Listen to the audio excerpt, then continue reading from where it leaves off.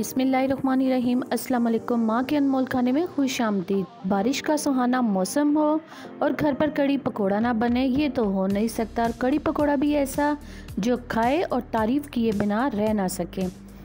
आइए मिलकर बनाते हैं। बिस्मिल्लाहिर्रहमानिर्रहीम। यहाँ पर एक बाउल के अंदर तकरीबन 500 ग्राम दही, जिसे मैंने अच्छी तरह से फेंट लिया है।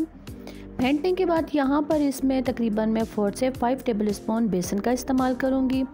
बेसन का इस्तेमाल आपने ज़्यादा नहीं करना, क्योंकि जब कड़ी पकना शुरू होती है तो हमारी कड़ी में एकदम से गाढ़ापन आ जाता है।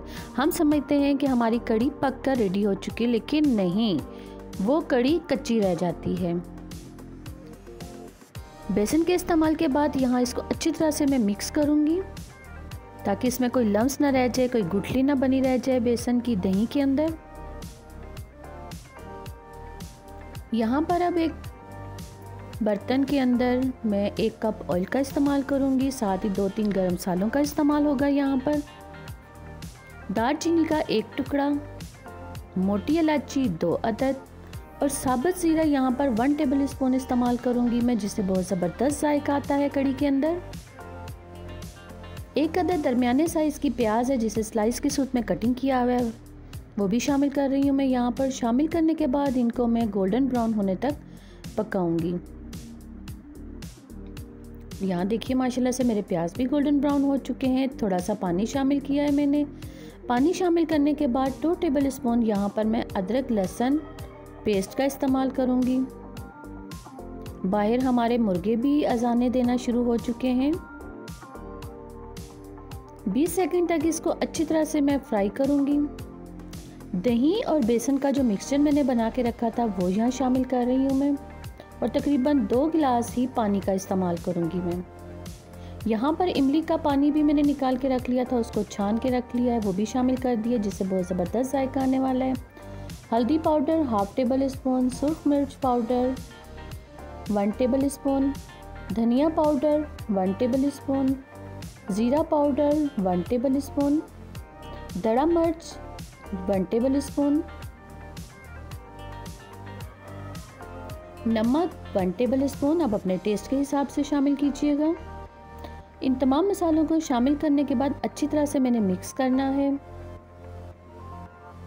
हाई आंच पे इसे पकाऊंगी 2 से 3 मिनट तक। जब इसको अच्छी तरह से उबाल आना शुरू हो जाएंगे, फिर हम इसकी आंच मीडियम कर देंगे।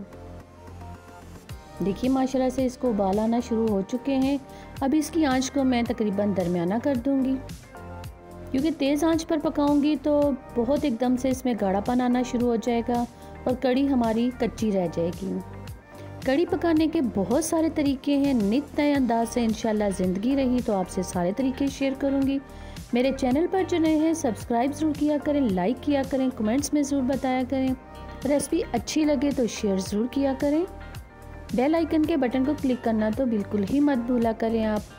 इस तरह से मेरी हर नई आने वाली वीडियो सबसे पहले आप तक पहुंचेगी। कड़ी देखिए माशाल्लाह से मेरी रेडी हो रही है। अब इसे ज़बरदस्त उबाल आना शुरू हो चुके हैं। हम अपनी आंच को दरमियाना कर देंगे, ताकि हमारी कड़ी आराम से पकती रहे। यहाँ पर धनिया और हरी मिर्च, जिसे पहले से मैंने धोकर रख लिया था, वो भी शामिल कर दी है मैंने। कुछ गार्निश के लिए बचा के रख ली हैं। अच्छी तरह से इसे मिक्स कर दूंगी जब तक हमारी कड़ी रेडी होती है। क्यों ना हम पकौड़ों का सामान रेडी कर लें। यहाँ पर 1 मुट्ठा तकरीबन पालक है, जिसे अच्छी तरह से मैंने धोकर साफ करके रख ली है। 250 ग्राम मैं आलू का इस्तेमाल कर रही हूँ, क्यों कड़ी में पकौड़े ज़्यादा हों तो मज़ा आता है कड़ी खाने में। यहाँ पर प्याज हैं, जो मैंने कुछ चॉप की हैं, कुछ बारीक हैं, कुछ स्लाइस की सूरत में कटिंग की हैं। दड़ा मिर्च तकरीबन यहाँ पर मैं 2 टेबल स्पून इस्तेमाल कर रही हूँ।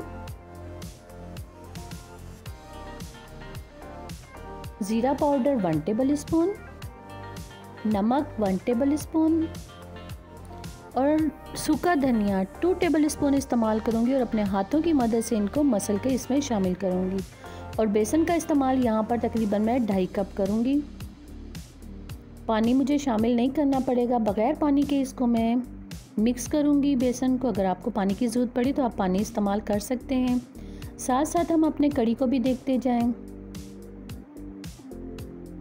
नमक मुझे यहाँ पर कम महसूस हुआ तो मैंने हाफ़ टेबल स्पून नमक का और इस्तेमाल कर लिया है। इसे अच्छी तरह से मिक्स कर दूंगी मैं। माशाल्लाह से बहुत ज़बरदस्त मेरी कढ़ी पक रही है।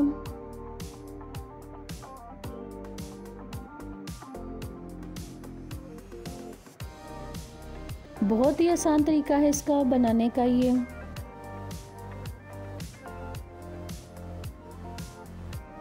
इसकी जो आंच है अब बिल्कुल मैं तकरीबन जैसे दम कहते हैं ना, मैं इस तरह रख कर दूंगी। पानी देखिए यहाँ निशान तक था, आहिस्ता आहिस्ता सूख कर कितना हो चुका है और कढ़ी में गाढ़ापन भी आना शुरू हो चुका है। अब इसकी जो फ्लेम है वो बिल्कुल मैं स्लो कर दूंगी जब तक मेरे पकोड़े रेडी होते हैं। मेरी कढ़ी अल्हम्दुलिल्लाह से रेडी हो जाएगी।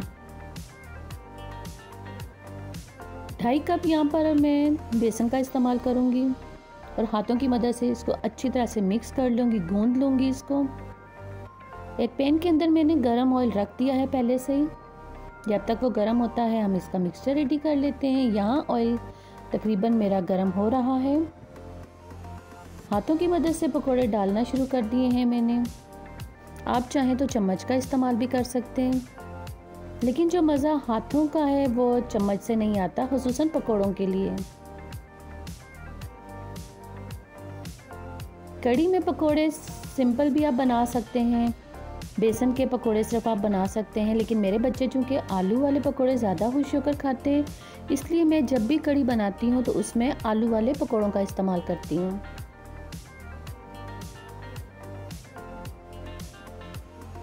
बहुत ही मज़ेदार पकोड़े भी निकलने जा रहे हैं मेरे आज। बाद में हम इसे तड़का भी लगाएंगे।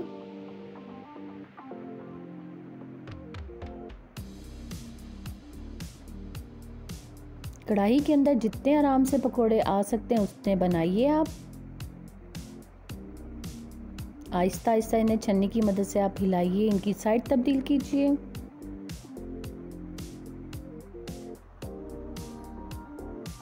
माशाल्लाह से कितनी ज़बरदस्त रंगत आ रही है पकोड़ों की।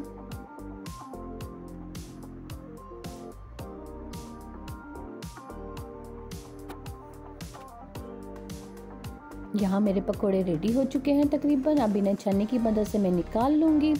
इसी तरह ही जितना मैंने मिक्सचर बना के रखा था बेसन और आलू का, वो सारे मैं पकोड़े निकाल लूँगी। इस ऑयल को आपने ज़ाया नहीं करना, इसको छान कर ठंडा करके आप रख लीजिए। दूसरे चक्कर के भी समझे मैं पकोड़े इसमें फ्राई कर रही हूँ।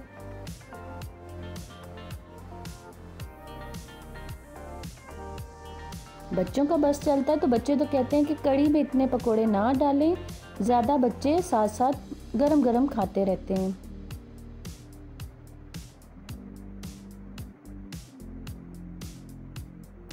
बहुत ही आसान तरीके से मेरी आज की रेसिपी है, आपने ज़रूर ट्राई करनी है और मुझे कमेंट्स में ज़रूर बताना है कि मेरी आज की रेसिपी आपको कैसी लगी।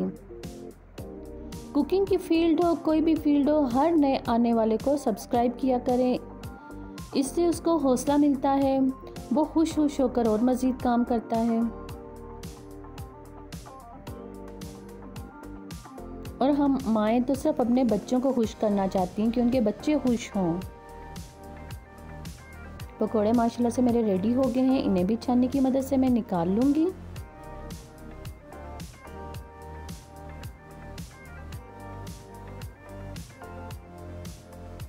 कढ़ी भी अल्हम्दुलिल्लाह से मेरी रेडी हो चुकी है और मैंने पकोड़ों को कढ़ी के अंदर शामिल कर दिया है और इनको मिक्स कर दूंगी।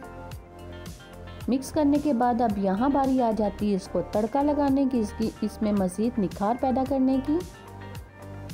यहाँ तकरीबन 1/2 कप ऑयल का इस्तेमाल किया है मैंने और 1 टेबल स्पून यहाँ पर ज़ीरा इस्तेमाल कर रही हूँ।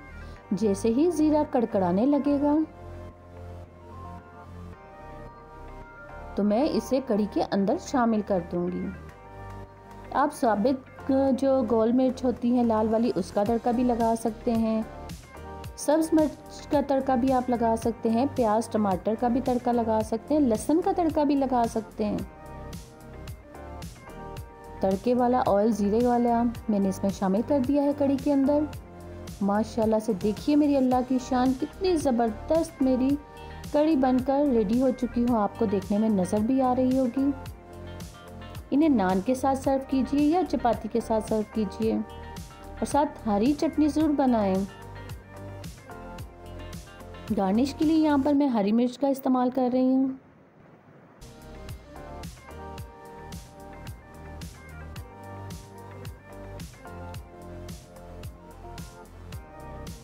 आप बनाएं, अपने बच्चों को खिलाएं, घर वालों को खिलाएं, आस पड़ोस लोगों को भी भेजें, अपने हमसायों के घर भेजा करें। कोई भी अच्छी चीज़ बने तो हमसायों के घर ज़रूर भेजा करें। आप मुझे अपनी दुआओं में याद रखिएगा।